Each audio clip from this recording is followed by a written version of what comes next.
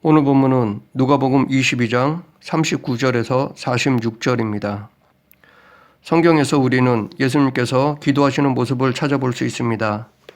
예수님은 제자들에게 기도를 가르쳐 주셨고 당신이 몸소 기도하는 삶을 사셨습니다. 그 중에서 오늘 본문은 겟세마네에서 기도하신 이야기입니다. 본문에 나오는 사건은 사복음서에 모두 기록되어 있습니다. 그러나 다 똑같이 기록되어 있지는 않습니다. 약간의 차이점이 있는데 누가는 마태, 마가와는 달리 이 기사를 매우 간결하게 기록하였습니다. 그런데 누가는 이 사건을 간결하게 기록한 반면에 다른 복음서에는 나오지 않는 땀이 땅에 떨어지는 피 방울같이 되더라 라는 내용과 천사들이 기도를 돕는 내용을 기록하였습니다. 누가가 이것을 기록한 것은 그 이유가 있습니다. 마태와 마가는 예수님이 하신 기도의 내용에 중점을 두고 기록한 반면에 누가는 기도하는 장면을 더 부각시키고자 했기 때문입니다. 이렇게 누가가 마태, 마가와는 달리 예수님께서 기도하신 장면을 부각시킨 것은 나름대로 우리들에게 전하고자 했던 의도가 있습니다. 그래서 이 시간 오늘 본문을 통해 먼저 예수님은 어떻게 기도하셨는지에 대해 알아보고 겟세마네에서 보이신 예수님의 모습에 담긴 의미를 살펴보겠습니다. 먼저 예수님은 습관적으로 기도하셨습니다. 39절 예수께서 나가사 습관을 따라 갈람산에 가심에 제자들도 따라갔더니 예수님은 기도를 습관적으로 하셨습니다. 습관적으로 하셨다는 것은 규칙적으로 하셨다는 것입니다. 예수님께서는 많은 사람들과 만나서 천국 복음을 전하셨고 병을 고치셨고 가르치셨습니다. 때론 대적자들과는 논쟁도 하셨습니다. 이렇게 많은 일과로 인한 피곤함 중에도 규칙적으로 기도하는 일을 쉬지 않으셨습니다.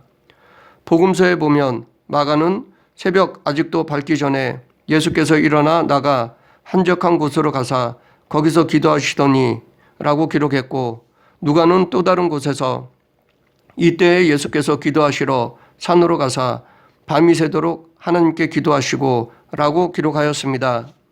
이 외에도 성경에는 예수님이 습관적으로 기도하신 모습을 여러 번 찾아볼 수 있습니다. 이처럼 예수님은 기도를 생활화하셨습니다. 가룟 유다가 예수님을 잡기 위해 군사들을 이끌고 갈람산으로 가서 예수님을 쉽게 찾을 수 있었던 것도 예수님의 이러한 규칙적인 기도 습관을 잘 알고 있었기 때문입니다.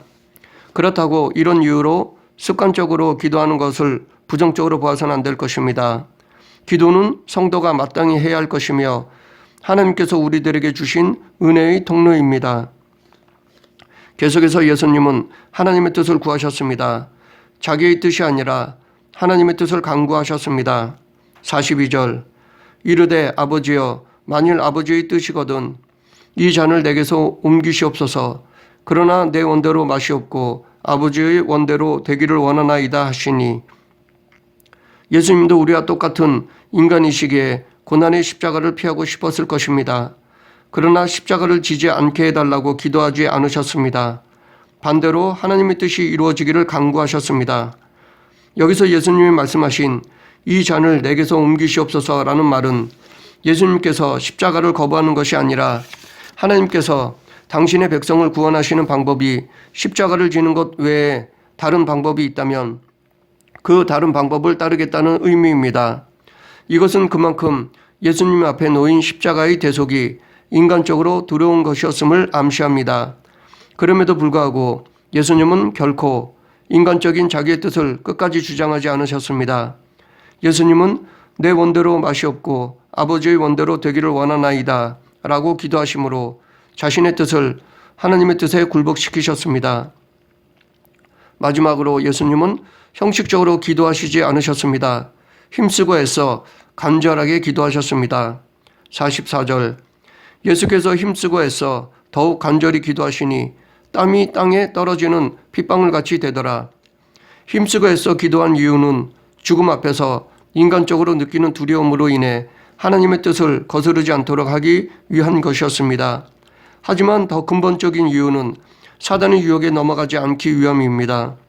사단은 죽음 앞에 서 있는 예수님에게 두려움이라는 도구로 십자가 대속을 피하라고 유혹하였습니다. 처음 예수님이 사역을 시작하실 때에도 광야에서 그 길을 가지 못하도록 유혹하였더니 마지막 사역을 완성할 때도 유혹하였습니다. 이처럼 사단은 포기하지 않고 예수님의 사역을 방해하였습니다. 그러나 예수님은 기도로 이 유혹을 물리치셨습니다. 예수님은 땀이 핏방울같이 될 정도로 기도하시며 사단과 영적 싸움을 하셨습니다. 사단의 공격은 끝이 없습니다. 물러간 듯 하지만 또다시 기회만 있으면 공격해 옵니다. 그렇기 때문에 우리도 예수님처럼 늘 기도에 깨어 있어야 하고 유혹에 넘어가지 않도록 힘쓰고 애써야 합니다. 그런데 오늘 본문을 전체적으로 보면 좀 이해하기 어려운 부분이 있습니다. 왜냐하면 오늘 본문의 두려움에 떠는 예수님의 약한 모습과 이 잔을 내게서 옮겨달라고 하셨던 기도 때문입니다. 마가복음 14장 33, 34절에 따르면 예수님은 겟세마네에 올라가면서 심히 놀라시며 슬퍼하시며 베드로, 야고보, 요한 세 제자에게 내 마음이 심히 고민하여 죽게 되었다라고 말씀하셨습니다. 예수님께서 왜 겟세마네 기도하러 가시면서 심히 놀라고 슬퍼하고 죽게 될 정도로 고민하셨을까요? 왜 겟세마네에서 예전과는 다른 나약한 모습을 보이셨을까요? 먼저 예수님의 이전의 모습을 살펴보면 예수님은 사역을 시작하실 때 요단강에서 물세례뿐 아니라 성령 세례도 받으셨습니다. 하나님께로부터 너는 내 사랑하는 아들이요 내 기뻐하는 자라 라는 음성을 들었습니다. 이미 예수님은 자신의 사명이 단순히 유대 민족을 정치적으로 독립시켜 영광을 취하는 메시아의 길이 아님을 아셨습니다. 인류를 죄에서 구원하시기를 원하시는 하나님의 뜻을 이루기 위해 십자가에서 죽임을 당해야 할 것을 알고 계셨습니다. 다시 말해 사역 초기부터 이 길이 십자가의 길, 고난의 길, 죽음의 길임을 알고 계셨습니다. 세례 후에 광야에서 40일간 기도할 때 사단은 예수님이 하나님의 아들임을 상기시키면서 십자가를 지는 종의 길이 아닌 유대 사람들로부터 존귀와 영광을 받는 왕의 길을 걸어가도록 유혹했습니다. 마태복음 4장 8절 9절에 마귀가 또 그를 데리고 지극히 높은 산으로 가서 천하만국과 그 영광을 보여 이르되 만일 내게 엎드려 경배하면 이 모든 것을 내게 주리라 라고 하였습니다. 이때 예수님은 오직 하나님만을 경배하고 섬길 것을 선포하면서 사단의 유혹을 물리치셨습니다. 또한 갈릴리에서 보리떡 5개와 물고기 2마리로 5,000명 이상의 무리들을 배불리 먹이는 놀라운 이적을 행하셨을 때 무리들은 예수님을 강제적으로 왕으로 모시려 하였습니다. 이것도 바로 예수님으로 하여금 고난의 메시아가 아닌 정치적 메시아, 영광의 메시아의 길을 걷게 하려는 백성들을 이용한 사단의 유혹이었습니다. 이 보리떡 5개와 물고기 2마리로 5,000명을 배부르게 먹인 이적은 십자가의 죽음과 그 열매를 암시하는 예수님의 상징적인 언어였습니다. 즉 보리떡 5개와 물고기 2마리가 찢어져 수많은 사람들을 배부르게 한 것처럼 예수님은 자신의 몸이 찢어지는 죽음을 통해 수많은 사람들이 구원을 얻게 될 것을 보여주신 것입니다. 사단은 이미 이 사실을 알고 있었기 때문에 예수님으로 하여금 이러한 길을 걸어가지 못하도록 무리들을 통해 유혹하였습니다. 그러나 예수님은 이러한 유혹에 넘어가지 않으셨습니다. 또한 예수님은 마지막 예루살렘 순례의 길을 가면서 제자들에게 공개적으로 자신의 사명을 알리셨습니다. 이제 자신이 예루살렘에 올라가면 대제사장들과 장로들에게 붙잡혀 고난을 받고 죽임을 당하게 될 것과 3일 후에 다시 살아나게 될 것을 말씀하셨습니다. 이때 베드로는 예수님의 죽음에 대해 이 일이 결단코 일어나지 않을 것이라고 만류했습니다. 여기서도 예수님은 베드로의 말이 자신으로 하여금 십자가의 길을 걸어가지 못하도록 그래서 인류를 구원하시려는 하나님의 뜻을 방해하려는 사단의 유혹임을 간파하셨습니다. 겉으로 보기엔 제자로서 스승에게 마땅히 해야 할 말을 한 것으로 볼 수 있습니다. 오히려 스승을 향한 베드로의 사랑이라고 볼 수 있습니다. 그러나 중심을 보시는 예수님은 사단이 베드로에게 넣어준 생각을 보셨습니다. 세상적인 이익을 취하려는 베드로의 마음을 아셨습니다. 그래서 예수님은 베드로에게 사탄아 내 뒤로 물러가라. 너는 나를 넘어지게 하는 자로다. 내가 하나님의 일을 생각하지 아니하고 도리어 사람의 일을 생각하는도다 라고 책망하셨습니다. 이처럼 예수님은 여러 차례 사단의 방해와 유혹 속에서도 자신에게 주어진 십자가의 길을 두려워하거나 회피하지 않으셨습니다. 오히려 그 길을 준비하고 기쁨으로 죽음의 잔을 마시려 하셨습니다. 그래서 제자들에게 인자가 온 것은 섬김을 받으려 함이 아니라 도리어 섬기려 하고 자기 목숨을 많은 사람의 대속물로 주려 함이라 라고까지 말씀하시면서 다시 한번 당신의 십자가의 사명을 강조하셨습니다. 또한 가룟 유다가 자신을 팔아넘기게 될 것을 미리 알면서도 예수님은 가룟 유다를 내버려 두셨습니다. 왜냐하면 끝까지 유다가 스스로 돌아오기를 기다리는 사랑을 베푸시는 것과 동시에 이미 마음에 십자가를 질 것을 준비하셨기 때문입니다. 그래서 십자가에 처형당하기 전날 제자들의 발을 손수시키시면서 그들과의 이별을 준비하셨습니다. 그리고 마지막 만찬 중에 떡을 떼어 제자들에게 주시면서 이것은 너희를 위하여 주는 내 몸이다 라고 말씀하시고 포도주 잔을 부어 주면서 이것은 많은 사람을 위하여 흘리는 나의 피, 곧 언약의 피다 라고 말씀하셨습니다. 여기까지의 모든 여정에 있어서 앞으로 있을 십자가에서의 죽음에 대한 두려움이나 주저함이 전혀 나타나지 않았습니다.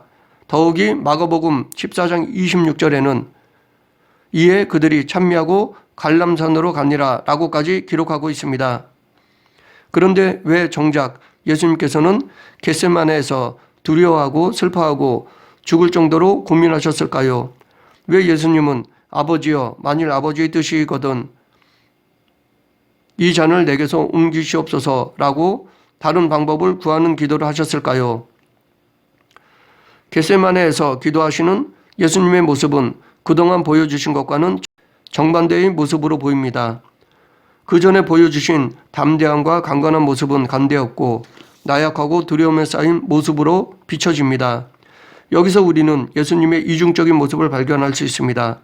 하지만 우리는 겟세마네에서의 예수님은 우리가 감히 우러러 볼 수 없는 영웅이나 놀라운 권세를 가진 하나님의 아들로서가 아닌 우리와 똑같은 인간의 모습으로 서 있다는 사실을 놓쳐서는 안 될 것입니다. 복음서에 기록되어 있는 예수님의 가르치심, 놀라운 기적들은 우리가 예수님이 하나님의 능력과 권세를 가지신 하나님의 아들이라는 점을 전제하지 않고는 받아들일 수 없는 것들입니다.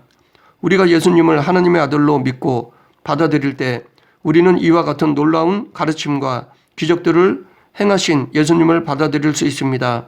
반면에 겟세마네에서의 예수님의 모습은 우리가 하나님의 아들이라는 전제를 가지고 접근하면 이해하기 힘들어집니다.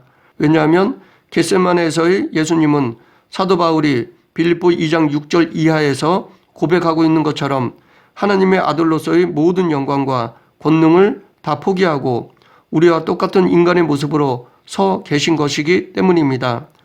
그것도 아무런 권한을 행사할 수 없는 비천한 종의 모습으로 서 계신 것이기 때문입니다.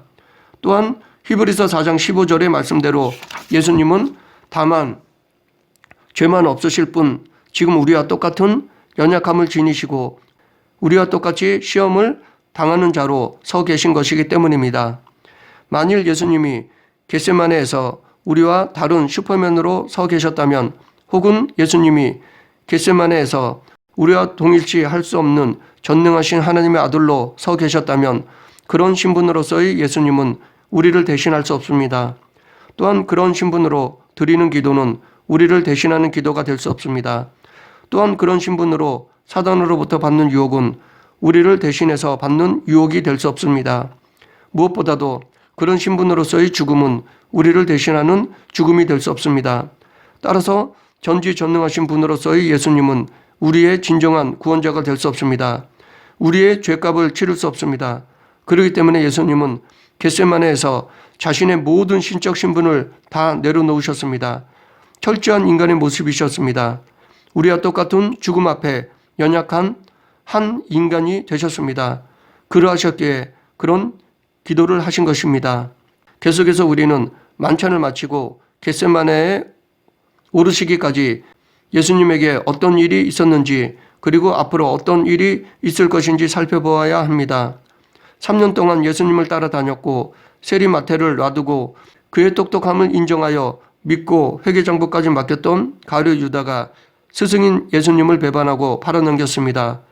다른 제자들은 예수님이 죽음을 목전에 두고 있다는 사실조차 의식하지 못하고 누가 크냐라는 밥그릇 싸움만 하고 있었습니다. 심지어 똑똑한 유다를 놔두고 수제자로 세운 베드로마저 사단의 유혹으로 자신을 3번씩이나 부인하고 떠날 것을 내다보셨습니다. 무리들은 다 등을 돌렸고 제자들마저 등을 돌려 도망칠 것을 알고 계셨습니다.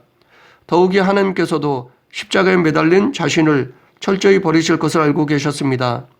하나님은 예수님을 우리들의 죄를 짊어진 죄인으로 여기실 것이었습니다.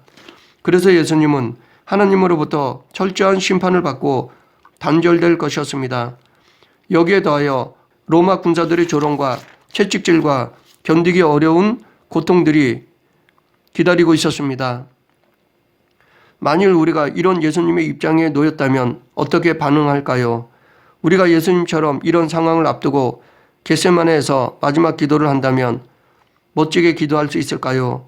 아마 우리는 예수님의 기도보다 더 못한 내 중심의 기도만 했을 것입니다. 아니면 기도는커녕 그 자리에서 도망쳤을 것입니다.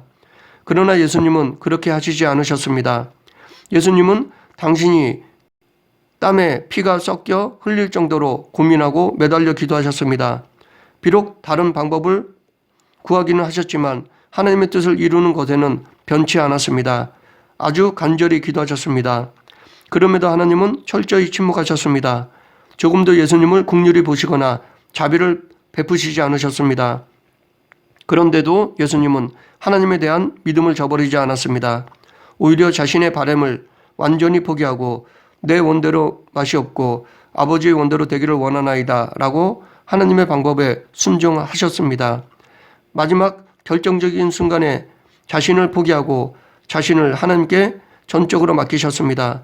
그렇게 함으로 예수님의 겟세마네에서의 기도를 끝내셨습니다. 그리고 더 이상 두려움에 떨지 않았습니다. 더 이상 고민하지도 않으셨습니다. 오히려 모든 것을 감당할 준비를 하셨습니다.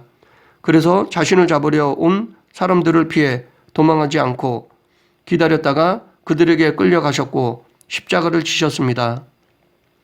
바로 이 점에서 예수님은 우리들에게 기도의 모범을 보여주셨다고 생각합니다. 저를 비롯한 오늘날 대부분의 성도들은 하나님의 뜻보다는 내 뜻을 관철시키려 합니다. 오히려 내 고집으로 하나님의 뜻을 꺾으려 합니다. 그래서 우리는 있는 힘을 다해 자기의 뜻을 들어달라고 간구합니다. 자기의 뜻을 관철시키고자 금식을 하는 성도도 있고 있는 힘을 다해 부르짖는 성도도 있습니다. 그러나 하나님의 뜻은 바뀌지 않습니다. 또한 하나님께서 작정하신 방법도 바뀌지 않습니다. 우리는 하나님의 뜻과 작정하신 방법을 바꿀 수 없습니다. 그렇기 때문에 우리의 기도는 내 중심으로 시작했더라도 끝은 하나님의 뜻과 방법으로 끝나야 합니다. 아니, 항상 그럴 수밖에 없습니다. 그러므로 우리는 예수님처럼 내 뜻과 방법을 빨리 내려놓고 순종해야 할 것입니다. 얍복 강가에서 야곱은 밤을 새워 기도했습니다. 성경의 기록에 따르면 야곱이 하나님을 이겼다고 말하고 있습니다. 그래서 사람들은 이것을 근거로 자신의 뜻을 하나님께 관철시키려고 애쓰고 수고합니다. 그러나 그 전에 우리는 하나님께서 당신의 사자를 시켜 야곱의 허벅지 관절을 쳐서 어긋나게 하신 것을 기억해야 합니다. 이 사건에서 야곱이 먼저 깨졌습니다. 그 다음 하나님께서 은혜를 베푸신 것입니다. 그렇기 때문에 정작 야곱이 승자가 아니라 패자입니다. 하나님은 야곱을 낮추시고 세워주신 것입니다. 우리도 야곱처럼 깨져야 합니다. 내가 깨지는 곳에 하나님의 응답이 있습니다. 내가 꺾이는 곳에 하나님의 뜻이 세워집니다. 내가 하나님께 항복하는 곳에 사단이 항복하는 역사가 일어납니다.